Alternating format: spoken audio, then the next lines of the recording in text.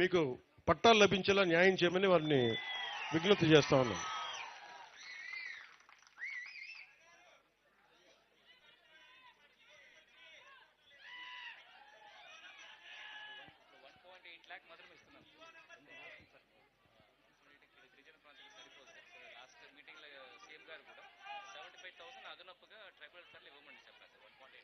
$1.80,00,000 సరిపోవట్లేదు, అదనంగా ఇంక ఇమ్మని కదా, అదే కదా మీరు అడిగేది. దీని మీద అంటే అలాగే ఇప్పుడు గత ప్రభుత్వం నడిపిన నాయకుల్లాగా జేబులో ఉన్న డబ్బుల్లాగా నేను అట్లా కూర్చోబెట్టి చేసేస్తానని చెప్పి వాళ్ళు రుషికొండ ప్యాలెస్ కట్టుకున్నారండి.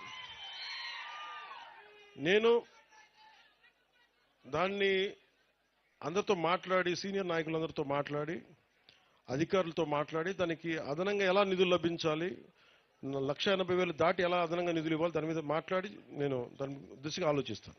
కొంచెం సమయం అన్నా. అంటే కొన్ని ఇళ్లకి చాలా మంది సిఎస్ఆర్ ఫండ్స్ ఉన్నాయి, కొంతమందితో మాట్లాడతాం. అది వ్యక్తిగతంగా మేము చేయగలిగేది. అంటే మేము మనసు పెట్టి పనిచేస్తాం. మీరు కొంచెం పెద్ద మనసుతోటి 1,80,000 ఇంకా బలమైన ఇల్లు కట్టొచ్చని టెక్నాలజీస్ ఉన్నాయి, అవి కూడా ఆ దిశగా కూడా ఆలోచిస్తాం. అంటే ఈ మాట చెప్పి నేను ముగిస్తాను సభ. మీరు ముఖ్యంగా ఒక నిమిషం, గత ప్రభుత్వం ఏం చేసిందో మీకు తెలుసు. ఒకసారి మీరు అల్లూరు సీతారామరాజుని గుర్తుపెట్టుకుంది నేల. మీ హక్కుల కోసం పోరాడే వాళ్ళని గుర్తుపెట్టుకోండి.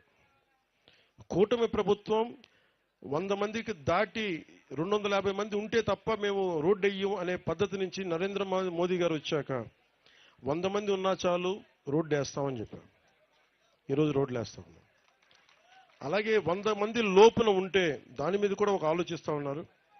అవి నిధులు ఉన్నా లేకపోయినా మీకోసం ఆలోచిస్తూ మేము 20 మంది ఉన్నా, 30 మంది ఉన్నా, 40 మంది ఉన్నా ఈరోజు రోడ్లకి వేయడానికి శ్రీకారం చుట్టాం. అలాగే మీరంతా చేసేది ప్రకృతి వ్యవసాయం. ప్రకృతి వ్యవసాయానికి కావాల్సింది మార్కెటింగ్ కెపాసిటీ కావాలి. 1 సెంటు భూమి కూడా వేస్ట్ అవ్వకుండా మీరు పంటలు పండించగలిగే స్థాయి కనుక వస్తే మీకు గంజాయి వైపు వెళ్లాల్సిన అవసరమే ఉండదు, మీకు బాగుంటాయి. అలాగే ఆరోగ్య ఫెసిలిటీస్ మటుకు చాలా బాగా చేస్తాం.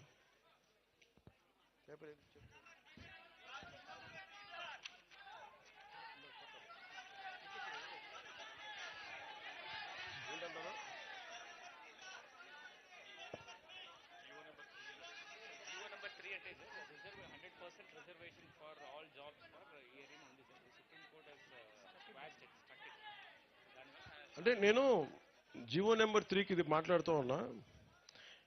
ఇప్పుడు నేను మీ చేత ఓట్లు వేయించుకోవడానికో చప్పట్లు కొట్టించుకోవడానికో ఒక మాట మాట్లాడి చేసేస్తాం అని మాట్లాడవచ్చు.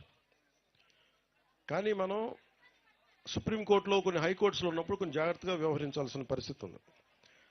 అన్ని ఉద్యోగాలు